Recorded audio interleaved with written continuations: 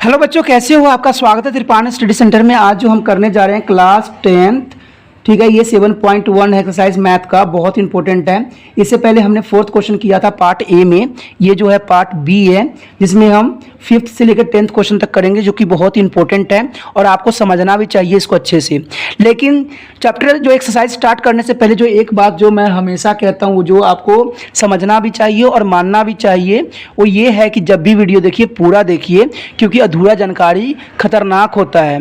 मुझसे बच्चे पूछते हैं कि आप ये बार बार क्यों बोलते हो, तो बोलने का मेरा सिर्फ उद्देश्य ये है क्योंकि आप अधूरे ज्ञान के साथ आगे ना बढ़ो। क्योंकि आप देख लोगे आधा और जाकर स्कूल में स्टार्ट कर दोगे करना, तो इससे क्या होगा, अधूरा बीच में अटक जाओगे तो बच्चे या कोई टीचर पूछेंगे कि आपने कहाँ से देखा था, आप कर तो बहुत अच्छे रहे थे लेकिन बीच में अटक गए, क्यों ऐसा हुआ? तो इसका कारण ये बनेगा कि आपने उसको अधूरा वीडियो देखा था और अधूरा वीडियो जाकर देख के अधूरा ही काम किया, तो मेरा नाम बदनाम होगा। मैं नहीं चाहता कि ऐसा हो। ओके और साथ में एक बात जो बहुत ही इंपॉर्टेंट है, आपके मोबाइल में जैसे स्टार्ट करोगे वीडियो, उस पर आपको एक रेड जो होगा जहां लिखा होगा सब्सक्राइब, वो जरूर टच कर दीजिए दोस्तों, क्योंकि उसके बिना आप मेरे साथ जुड़ नहीं सकते हो।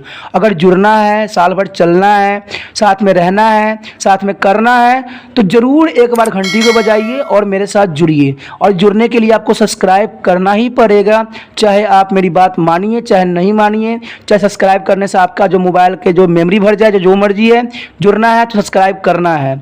ओके दोस्तों, चलिए देखते हैं जो बहुत इंपॉर्टेंट क्वेश्चन में से हमारा आता है। जो हमारा 5th क्वेश्चन है, क्या है 5th क्वेश्चन जो है बहुत ही महत्वपूर्ण है, वो ये है, find the ratio in which the line segment joint A1 and -5 and the B -4 and 5 is divided by the x-axis. Also find the coordinate of the point of division. तो ये क्वेश्चन बहुत ही इंपॉर्टेंट है, बहुत ही अच्छा है। समझने वाले बच्चों के लिए तो बहुत आसान है और करने वाले बच्चों के लिए और भी आसान है। देखिए 5th क्वेश्चन क्या है, हमारे बहुत इंपॉर्टेंट में से माना गया है। तो इसमें बोला गया है सिर्फ इतना सा कि ए बी हमारे पास गिवन है, ए और बी। तो लिख लेते हैं, क्योंकि इसमें मैं आपको देख रहे होंगे कि मैं बार बार जो है एक डायग्राम जैसा मैं ड्रॉ कर लेता हूँ। तो दोस्तों डायग्राम ड्रॉ करने का मतलब ये है कि ये क्वेश्चन को क्लैरिटी देती है, और ऐसा कर लोगे तो आसान हो जाएगा। इसमें जो बोला गया है दोस्तों, ये बोला है x और 0 दिया हुआ है, x और 0 क्यों? क्योंकि बोला है x पॉइंट पे इसको किया है, x एक्सिस पे किया है, तो x तो रहेगा बट y जो होगा 0 हो जाएगा। अब इसमें हमें M1 M2 नहीं दिया हुआ है, तो रेशो में नहीं दिया है, तो लीजिए हम M1 और M2 ही मान लेते हैं। इसमें हमने दो राय करना नहीं है, जो भाई सवाल है उसी बेस पे हम चलेंगे। हमने ना तुक्का लगाना है ना ट्रिक लगाना है, क्योंकि जो ट्रिक के चक्कर में पड़े हुए हो तो सोच लो, क्योंकि ट्रिक भाई यहाँ नहीं चलती है, सिंपल सी बात है, यहाँ अंडरस्टैंडिंग चलती है। क्योंकि ट्रिक मेरे पास नहीं है, मेरे पास सिर्फ अंडरस्टैंडिंग रहती है, क्योंकि मेरा विचार एक ही रहता है कि ट्रिक हर जगह स्ट्रिक नहीं होती है। तो चलिए यहाँ पर हम जो है विभाजन सूत्र या हम कह सकते हैं सेक्शन फार्मूला अप्लाई करने जा रहे हैं। आपको तो अब याद हो जाना चाहिए सेक्शन फार्मूला की क्या है, क्योंकि जब हम इतने बार कर चुके होते हैं तो वो याद हो जाना आसान रहता है।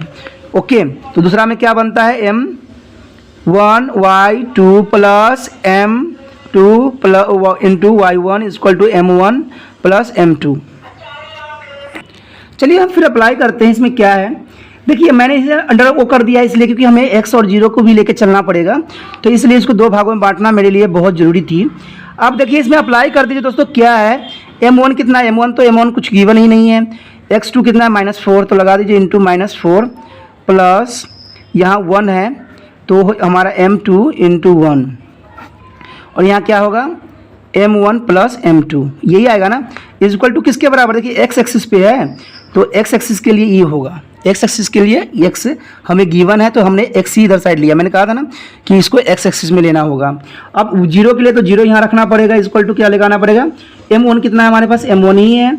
M2 कितना है हमारे पास, देखिए ये y2 है ना, तो ये 5 है, प्लस ये कितना है, माइनस है, तो क्या हो जाएगा M2 इंटू -5। ओके, और नीचे हो जाएगा M1 plus M2, 0 is equal to क्या हो जाएगा दोस्तों, देखिए 5M1 minus 5M2 is equal to M1 plus M2।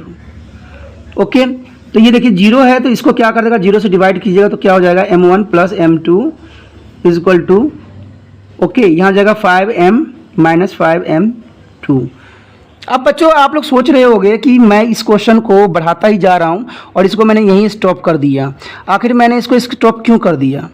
दोस्तों इसका मतलब ये है कि इस सवाल को हम आगे नहीं बढ़ा पाएंगे। क्यों? क्योंकि कारण ये है क्योंकि हम M2 1 नहीं निकल सकता आगे, इसके आगे हम नहीं बढ़ा पाएंगे। क्यों? क्योंकि हमें जब तक M1 और M2 का वैल्यू पता नहीं लगेगा, हम जब तक इसमें अप्लाई करेंगे नहीं, तब तक आंसर आएगा नहीं। ओके, तो ये बात तो आपने समझ गए हो गंभीरता को कि क्यों ऐसा हुआ। अब देखिए इसको कीजिएगा तो सब के सब जीरो हो जाएगा। पता है ना कि मल्टीप्लिकेशन जीरो से होता है तो जीरो हो जाता है। तो हमारे पास क्या रह गया? M1 equal to M1 minus M2 equal to zero. अब इधर देखिए ये आ गया, हमने इधर ही साइड करना है कि उधर के लिए हमें इस सवाल के लिए आगे बढ़ाएंगे। तो ये जो होगा यहाँ पर क्या हो जाएगा, देखिए M1 इक्वल टू M2, तो M1 upon M2 equal to 5/5 cancel out. तो क्या आ जाएगा हमारा M1 और M2 क्या हो जाएगा दोस्तों 1 and 1।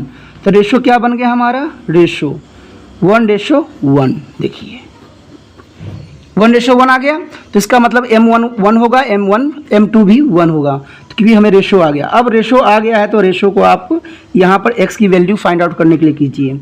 तो -4 × 1 + 1, नीचे कितना जाएगा 1 + 1। देखिए मैंने कहा था ना इसको जगह यहाँ छोड़िए, तो x इक्वल टू कितना जाएगा दोस्तों -4 + 1/2, तो कितना जाएगा x इक्वल टू -3/2।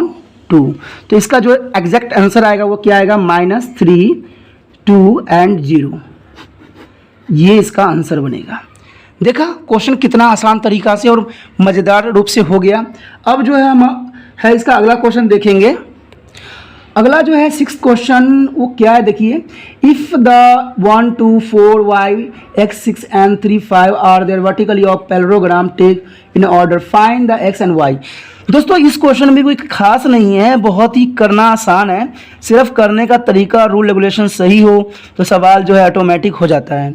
इसमें कुछ भी दोस्तों नहीं करना है। ये 6th क्वेश्चन है, इसमें सिर्फ पैरेललोग्राम हमें दिया हुआ है। देखिए पैरेललोग्राम दिया हुआ है तो हमने क्या करना है, इसको जैसे मर्जी लिखिए, ये आपकी मर्जी है चाहे ए भी, लेकिन एक आपको सीरीज वाइज ही करने पड़ेंगे। अगर आप सीरीज वाइज करते हो तो सवाल सही होगा। मान लीजिए ये ए है, ये बी है, ये सी है, ये डी है। ओके, तो इसमें सबसे पहला ए जो होगा वो कितना होगा, देखिए 1 and 2 होगा। अगर ए इसको माना है तो आपने स्टार्ट यहीं से करना है। अगर आपने ऐसा नहीं किया तो सवाल जो है 100% गलत हो जाएगा। बी कितना है इसमें 4 and y, सी कितना है इसमें x and 6, y कितना है इसमें 3 and 5। ओके, अब सवाल की जो गंभीरता वो ये है कि हम इसको क्या कर सकते हैं जो हमारा x and y की वैल्यू आ जाए। तो इसके लिए दोस्तों एक ही काम कर सकते हैं, हम मिड पॉइंट के फार्मूला यूज़ कर सकते हैं। ठीक है, इसमें मिड पॉइंट का जो होगा हम क्वेश्चन लगाएंगे यहाँ पर। रीजन बिंग से इसका सिर्फ इतना सी है क्योंकि हमें इसमें एक्स एंड वाई की वैल्यू फाइंड आउट करना हो और कोई फार्मूला लग ही नहीं सकता। ओके, जो क्योंकि हमारे पास ऐसा कोई फार्मूला ही नहीं है जो हम इसमें अप्लाई कर सकते हैं। तो मिड पॉइंट यानी जो मध्य बिंदु निर्देशांक है, ओके, तो उसका हम यूज़ कर सकते हैं इसमें। कैसे? तो सबसे पहले आपको पता है फार्मूला, तो आपको पता होना चाहिए, पर फार्मूला बता देता हूँ। x1 हमने वैसे भी किया हुआ है। ओके, तो इसका 2 होता है एंड y 2 + y 1/2 होता है। तो कुछ इस तरह से फार्मूला है, तो पता ही आपको। अब कैसे किया जाएगा ये आप पूछना चाहोगे। तो पहले दोस्तों आपको क्या करना पड़ेगा, AC का निकालना पड़ेगा। किसका? A और C का। तो AC के इसको और इसको मान लीजिए, तो क्या हो जाएगा, ये x रहेगा, ये y रहेगा। तो इसमें देखिए पहले में क्या हो जाएगा x + 1/2, दूसरा क्या बनेगा 6 + 2/2, ये बन गया। तो x + 1 बन जाएगा /2 और दूसरा बन जाएगा कितना बन जाएगा 6 प्लस यानी 8 प्लस रहने दीजिए, जब कोई सोल्यूशन करना है तो 2 हो जाएगा। चाहो तो इसको काट भी सकते हो, ये आपकी मर्जी है। अब ये क्वेश्चन को आपको यहीं पे छोड़ना पड़ेगा। क्यों? क्योंकि हमने सेकंड पार्ट भी करना है, ये AC के लिए था। अब हमने क्या किसको करना है, D और B के लिए। DB के लिए फार्मूला भी सेम ही है और ये दोनों हैं। तो पहले कितना जाएगा 3 + 4/2। आप 4/3 भी +3 भी ले सकते हो, दोनों प्लस में है, कोई इफेक्ट नहीं करेगा, या ऐसे भी रहता फिर भी कोई इफेक्ट नहीं करता क्योंकि ये दोनों प्लस में है। चाहे लीजिए, पहले मैंने y ही ले लेता हूँ, आप कन्फ्यूज़न क्यों रहोगे। ओके, तो बात उतना ही पढ़ना है। आप दूसरा क्या हो जाएगा y + 5, ओके 2। अब यहाँ हो जाएगा 7/2 और इधर कितना हो जाएगा, वो प्लस नहीं आएगा, यहाँ कोमा आएगा, कोमा y +5। अब देखिए दोनों की सिचुएशन को मैंने एक जैसा करके छोड़ दिया। अब यहाँ से ही सवाल स्टार्ट होता है कि बच्चे क्या सोचते हैं कि भाई मैं आंसर क्या करूँ, इसको क्या करेंगे, क्रॉस कर देंगे आपस में, आंसर आ गया, यही कहोगे ना। आपका विचार भी यही होगा कि दोनों को आपस में क्रॉस कर देंगे, सर आंसर आ जाएगा। बच्चों ऐसा नहीं है, ये x है ये y है, ये x है ये y है, दोनों में कोई रिलेशन नहीं है, x y आपस में नहीं हो सकता, ये आपको पता होना चाहिए। यही तो सवाल की गंभीरता है और सवाल की यही तो एक अंडरस्टैंडिंग है कि ये x है ये y है, ये x है y है। अब हमने यहाँ पर क्या करना है दोस्तों, x को x के साथ रखना है, y को y, क्योंकि आपको पता है ये x है ये y है, ओके, और ये x है और ये y है। तो पहले x को अलग कर लो, ये x +1 है अपॉन 2 है और 7/2 है। देखिए ये x है और ये x है, उसको मैंने एक साइड कर लिया। अब y देखिए 8/2 है इक्वल टू ये y है तो y +5 है। अब जाके क्रॉस कीजिएगा तब जाके आप आंसर आएगा। इसको क्रॉस कीजिएगा तो कितना है, ऐसे तो चाहो अगर जो बच्चा समझदार है उसको पता है कि ये कट जाता है, कैंसिल आउट हो जाता है, क्योंकि नीचे नीचे है, ऐसे भी काटोगे तो ऊपर रखोगे तो ये कैंसिल आउट हो जाता है। तो इसमें क्या रह जाएगा, x +1 इक्वल टू 7, तो x इक्वल टू कितना जाएगा 7 - 1, तो x इक्वल टू कितना जाएगा 6। देखिए कितना आसान तरीका से आ गया ना।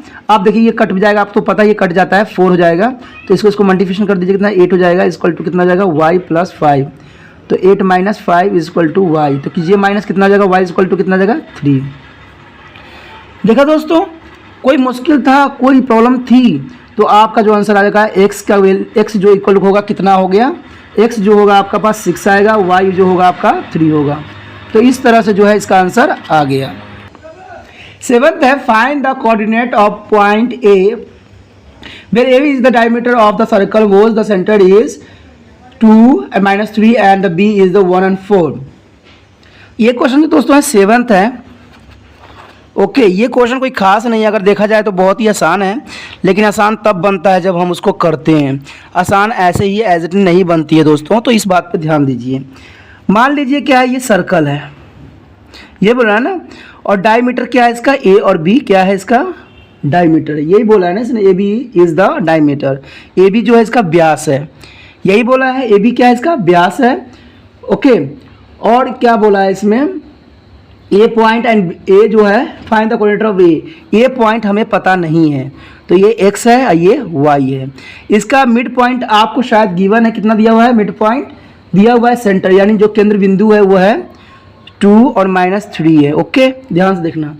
और जो b दिया हुआ है वो आपको दिया हुआ है 1 and 4, यही दिया हुआ है ना क्वेश्चन में। तो देखिए क्वेश्चन कोई मुश्किल नहीं होता है, उसको करने का अपना एक अंदाज होना चाहिए, जो अंदाज को पता है जिसको वो आसानी से कर लेगा। अब देखिए दोस्तों, आपको पता है कि इसमें हम जो है कोई फार्मूला हमारे लिए शायद नहीं बनाया गया है, क्योंकि हम ये नहीं निकालना है, हमें ये निकालना है। तो इसके लिए मिड पॉइंट जो फार्मूला है वो लगा सकते हैं हम।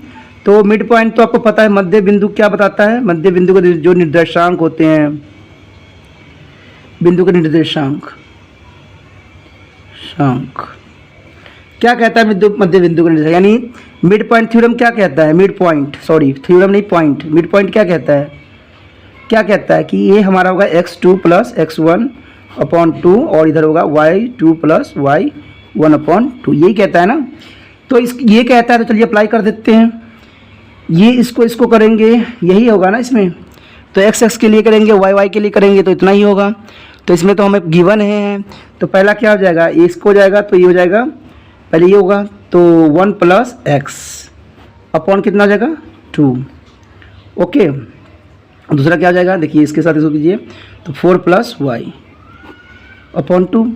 आप सोचिएगा कि भाई सवाल को हम क्या करें, लेकिन आपने शायद एक बात ध्यान नहीं दिया कि हमें मिड पॉइंट दिया हुआ है दोस्तों, मिड पॉइंट दिया हुआ है। देखिए क्या हो जाएगा, देखिए ये x है ये y है, तो 2 इक्वल टू कितना जाएगा 1 + x/2, यही आएगा, बताइए यही आएगा ना।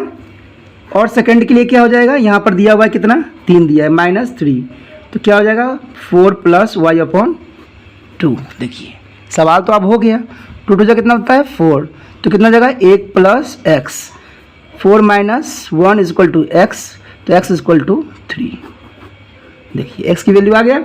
अब इसको कीजिए -6 = 4 + तो -6 प्लस माइनस आएगा ना, -4 इज इक्वल टू वाई, तो -10 इज इक्वल टू वाई, तो y is equal to 10 minus का 10। तो ये हो गया आपका आंसर। बताइए, कोई मुश्किल था, कोई डाउट था? देखिए दोस्तों, अंदाज अपना होता है अलग, कराने का और समझने का।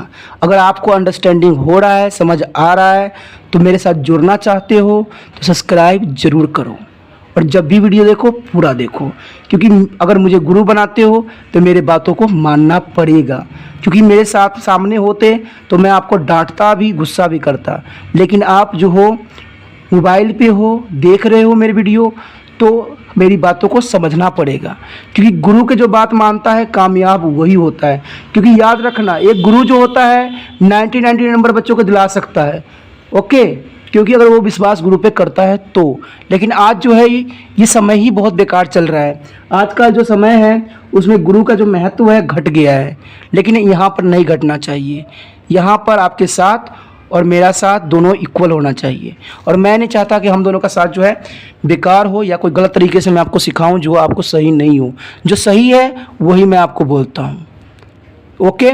जो ट्रिक है उसका तो मैं बिल्कुल ही विश्वास नहीं करता हूँ, क्योंकि ये मेरे जो थ्योरी में है कहीं नहीं लिखा हुआ है कि ट्रिक इज़ द बेस्ट, क्योंकि वो हर जगह सटीक नहीं बैठता है, वो कहीं कहीं ही लगता है जहाँ पर लग जाता है तुक्का। तुक्का देखिए दोस्तों, तुक्का में देखिए, एक आपने पत्थर फेंका, लग गया किसी चीज़ पे, दूसरी बार फेंका नहीं लगा, तो एक तरह से जुआ हो जाता है।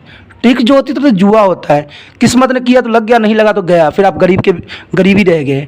मान लो ट्रिक के समझ के चले जाओगे, ट्रिक एग्जाम में लगाओगे, अगर ना लगा तो क्या हुआ?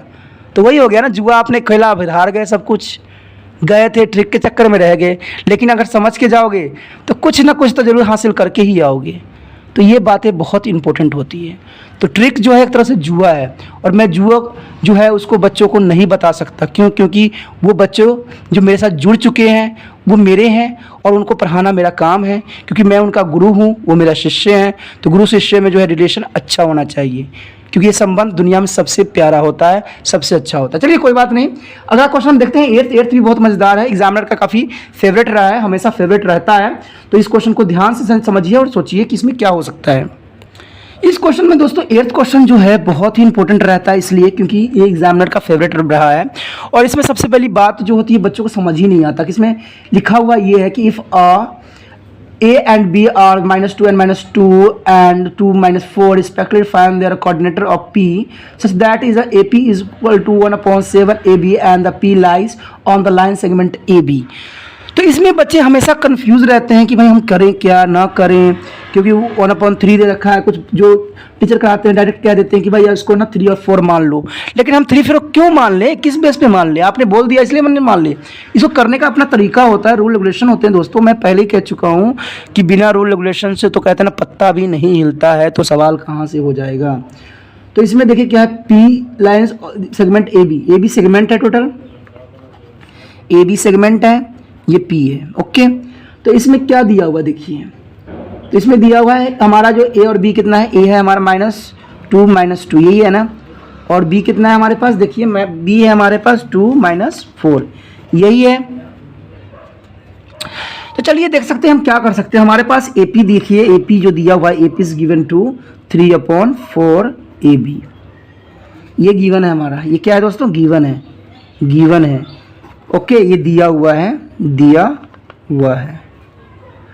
है, ओके। तो गिवन है तो हम क्या कर सकते हैं, देखिए अगर हम यहाँ पर एक चीज़ कर सकते हैं ज़रूर, जो हमें करना चाहिए। देखिए बीपी, अगर हम बीपी निकालते हैं तो बीपी इज इक्वल टू किसके बराबर होगा, BP is equal to A B मतलब पूरा माइनस जो होगा ए पी, यही होगा ना। अगर हम अगर बीपी निकालना चाहते हैं, क्योंकि ए बी तो हमें दिया हुआ है, तो बीपी यही रूल होगा। तो बीपी इज इक्वल टू किसके बराबर होगा, बीपी देखिए ए बी कितना है हमारे पास, ए बी है हमारे पास, नहीं है, ए बी नहीं है। अब हमारा ए पी दिया हुआ, देखिए ए पी जो है इसके बराबर है, तो 3 कितना हो जाएगा 4 ए बी। हमने क्या किया यहाँ पर अप्लाई किया इसको, ए बी का वैल्यू, ए पी का वैल्यू हमने यहाँ लगा दिया। अब देखिए नहीं हम गलत कर रहे हैं, 7 है, सॉरी मैं भी 7 है, ओके। तो बीपी क्या हो जाएगा हमारा, देखिए 7 7AB माइनस 3AB। हो गया यहाँ तक? कोई डाउट, कोई प्रॉब्लम? तो देखिए ये हो गया, तो BP इज इक्वल टू कितना हो जाएगा 4AB अपॉन 7। ये आ गया। यहाँ तक तो आपको डाउट नहीं होनी चाहिए। अब हमने क्या करना है दोस्तों, इसमें ये कर सकते हैं कि देखिए अब आप हमें क्या कर सकते हैं, तो हमें ये कर सकते हैं कि AP यानी AP upon BP, AP upon BP, यही होता है ना रेशो में, अगर आपको पता होगा तो AP अपॉन BP। तो AP हमारे पास क्या है, AP देखिए AP क्या है हमारे पास 3/7AB, और BP देखिए PB क्या है, PB हमने निकाला है ना PB, इसको PB भी कह सकते हो, AB भी कह सकते हो। तो 4AB अपॉन 7।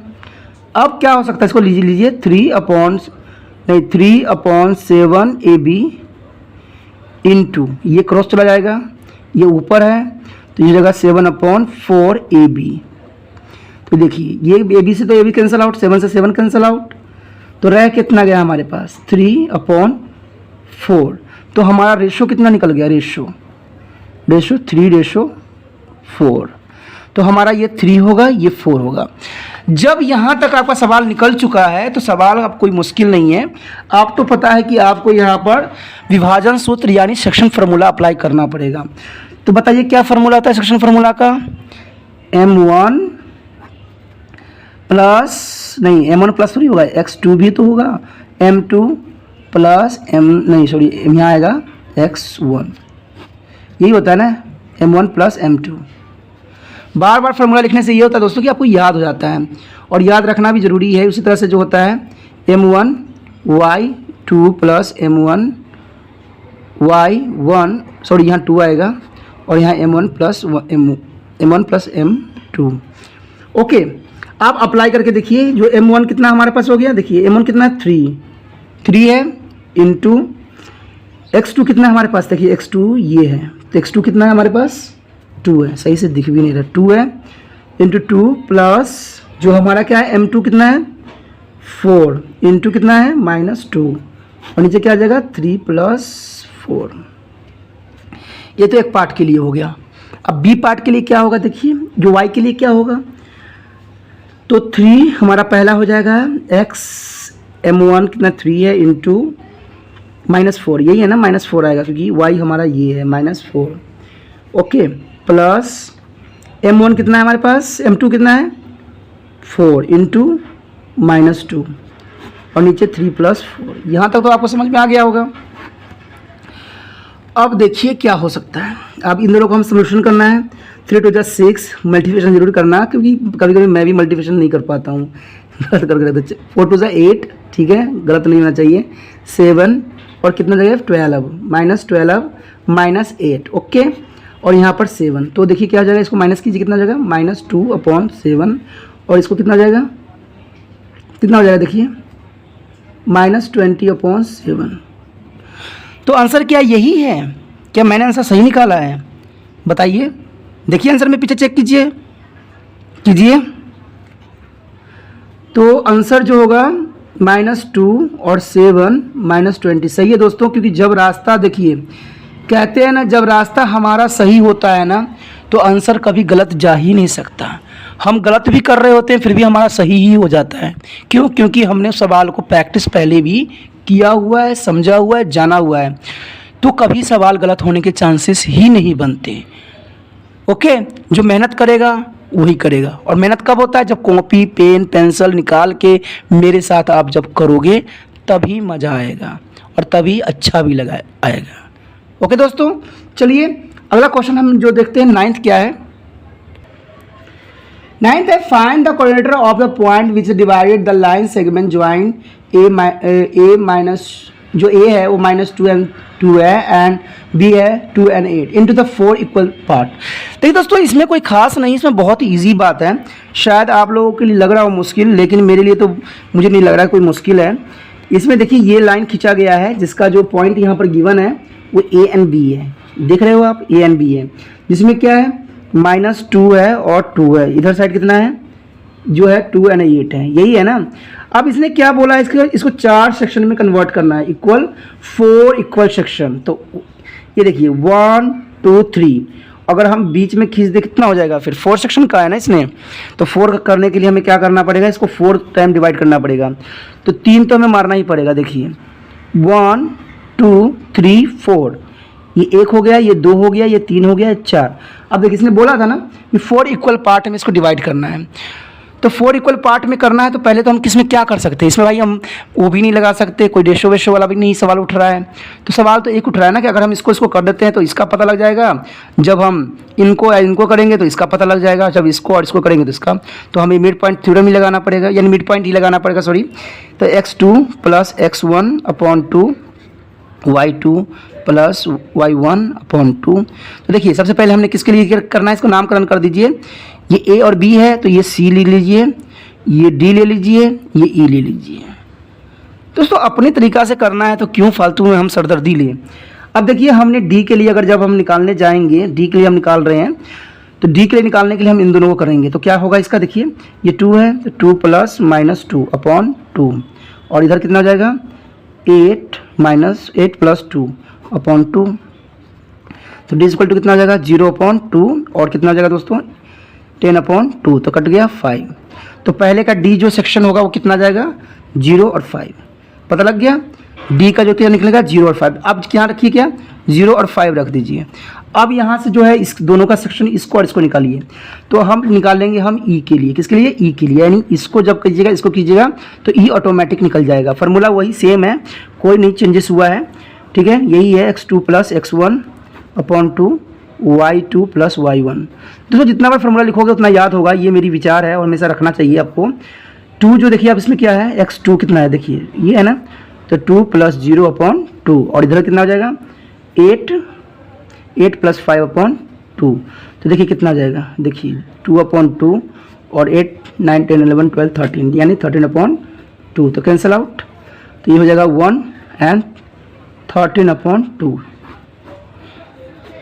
कोई मुश्किल था, कोई मुश्किल नहीं होना चाहिए। ओके, तो ये हो गया। तो अब हमारा क्या रह गया, हमारा कौन सा सेक्शन रह गया है, सेक्शन जो है चलिए हम यहाँ पे कर देते हैं, यहाँ पर हमारे पास जगह है। तो ये होगा हमारे सी के लिए। अब सी के लिए मैं फार्मूला नहीं लिखूंगा क्योंकि मैं कई बार लिख चुका हूँ, और सी के लिए इन दोनों का इस्तेमाल करेंगे। तो ये दोनों एक्स एक्स है, तो देखिए क्या हो जाएगा 0 प्लस माइनस 2, ओके, अपॉन कितना हो जाएगा दोस्तों 2, यही होगा ना। और दूसरा के लिए क्या होगा 5 प्लस 2 अपॉन 2, यही होगा ना। तो यहाँ तो समझ में आ ही गया होगा। देखिए कितना जाएगा -2 अपॉन 2, कैंसल आउट, -1 आ गया। अब इसको कितना 5 से 7 यानी 7 अपॉन, ये कट नहीं सकता। तो इसका मतलब जो इसका सी का जो आंसर होगा वो क्या होगा -1 एंड 7 अपॉन 2।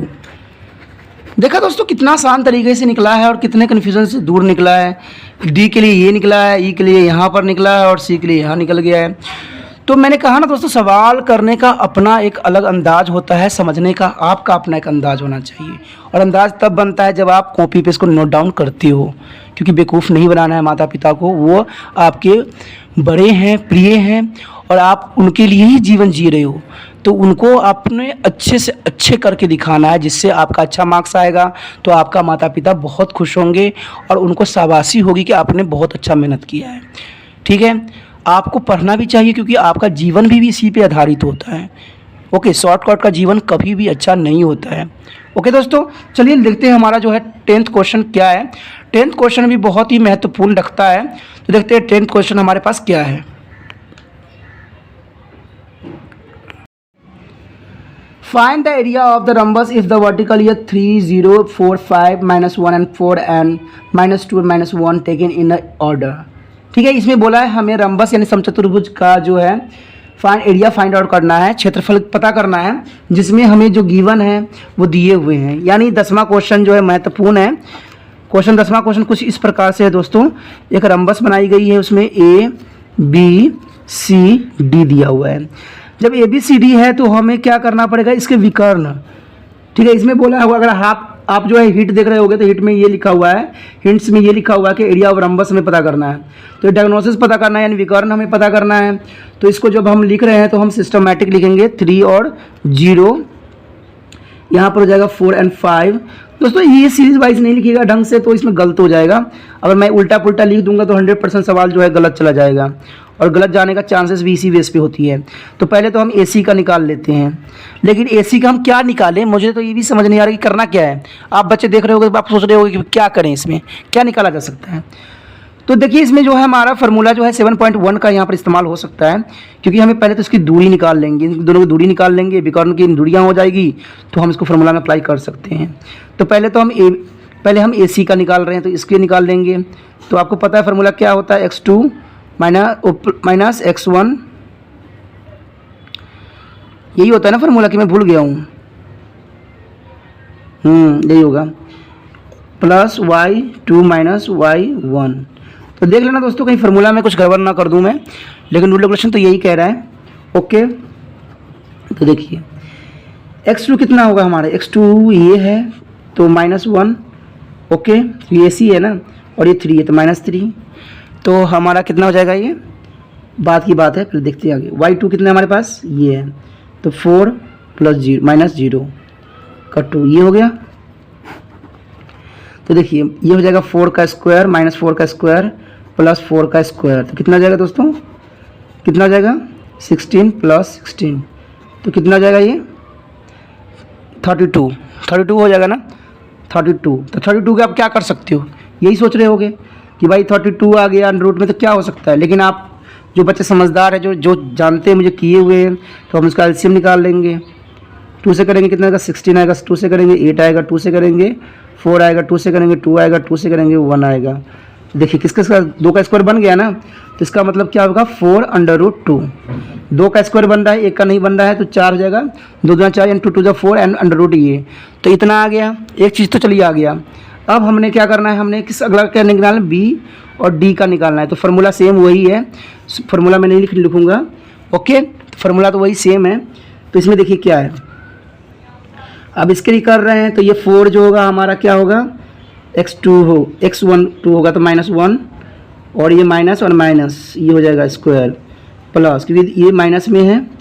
ओके दोस्तों, और सेकंड कितना है हमारे पास, ये कर रहे हैं ना, तो 5 माइनस 1 का स्क्वायर। तो देखिए क्या हो जाएगा, क्या हो जाएगा, ये माइनस माइनस प्लस हो जाएगा, यानी 6 का स्क्वायर प्लस 4 का स्क्वायर।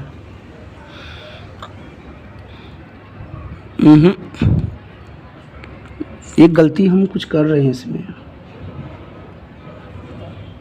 देखिए हम इसको ले रहे हैं ना, हम कुछ कर, ओहो यह माइनस है। देखा मैंने कहा ना, एक छोटी सी गलती भी हमें बर्बाद कर देती है। माइनस है तो माइनस माइनस प्लस तो 6 आ जाएगा, ठीक है 6 हो जाएगा। तो यहाँ जाएगा 36 प्लस 36, तो 36 कितना होता है 72, यही होता है ना। तो अब देखिए इसका एलसीएम क्या निकाले, जब इसको एलसीएम फॉर्म में निकाल, आप खुद ही निकालने की कोशिश करना है इसका एलसीएम मैं निकाल कर भी नहीं दिखाऊंगा, क्योंकि आप खुद करना है इसका, ठीक है। मुझे तो पता है कि इसका कितना हो जाएगा, क्योंकि 36 है ना, 36 दूना 72 यानी 6√2, ठीक है। तो ये हो जाएगा इसका। अब हमारे पास यहाँ जो हिंट दिया हुआ है इसमें दिया हुआ है एरिया ऑफ रम्बस, यही दिया हुआ ना, ऑफ अ रम्बस। क्या दिया हुआ दोस्तों, 1/2 इंटू प्रोडक्ट ऑफ डायग्नोसिस, यानी आप कह सकते हो कि 1/2 इंटू AC इंटू BD, तो 1/2 हो गया, ओके। 1/2 इंटू कितना गिवन है हमें, देखिए कितना है 4√2 इंटू 6√2, तो ये देखिए 2 से 2 कैंसिल आउट हो जाएगा। अब देखिए यहाँ पर क्या है, यहाँ जो है मेन बात आती है जहाँ बच्चों को कन्फ्यूज़न रहती है। इस फॉर्म में हमारा आ चुका है अब 2 इंटू √2 इंटू 6√2, तो इसका आंसर तो मुझे पता है कितना है, 6 दूना 12, 12 24 आएगा, 24 स्क्वायर यूनिट, ओके यूनिट। अब बच्चे सोच रहे होंगे कि ये मैंने क्या कर दिया कि 2 6 12 होता है, 12 2 24 होता है, तो ये 2 कहाँ गया, यही सोच रहे होगे ना आप लोग यही कन्फ्यूज़न आप लोग को हुआ होगा कि भाई 6 2 ज़ा 12 और 12 2 ज़ा 24, तो 24 ही आ गया, दूसरा 2 कहाँ गया दोस्तों? दूसरा 2 ऐसे नहीं बना।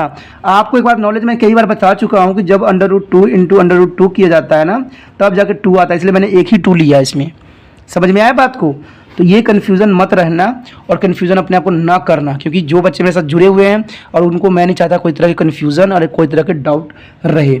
तो इसी साथ जो है ये हमारा जो है 7.2 ख़त्म हो जाता है। बहुत ही मज़ा आया करने में। अगर आपको भी मज़ा आया है, अगर आप त्रिपाण स्टडी सेंटर को शुक्रिया अदा करना चाहते हो, तो आपके मोबाइल में रेड बटन दिख रहा होगा, रेड जहाँ सब्सक्राइब लिखा होगा आपके मोबाइल में, जो स्क्रीन चल रहा है उसमें नहीं, आपके मोबाइल में जहाँ पर त्रिपाण स्टडी सेंटर लिखा हुआ है वहाँ पर रेड सब्सक्राइब लिखा होगा, उसको टच कीजिएगा, वो ब्लैक हो जाएगा। अब जैसे टच करिएगा ब्लैक हो जाएगा, वहाँ पर घंटी भी होगा, दबाइए, तब मानूंगा कि आपको अच्छे से समझ में आया है और आप मेरे साथ जुड़ना चाहते हो। ओके दोस्तों, अपना ध्यान रखना और समझना, क्वेश्चन को बार बार कॉपी पे करना, तभी समझ में आएगा। कॉपी पे अगर नहीं करोगे तो समझ जल्दी नहीं आएगा। और अच्छे से करना, जो लगे कि हाँ कि आप किसी इंस्टीट्यूट के त्रिपाण स्टडी सेंटर में पढ़ते हो और इसका नाम जो है आपको रोशन करना है। ओके दोस्तों, अपना ध्यान रखना। Okay, bye.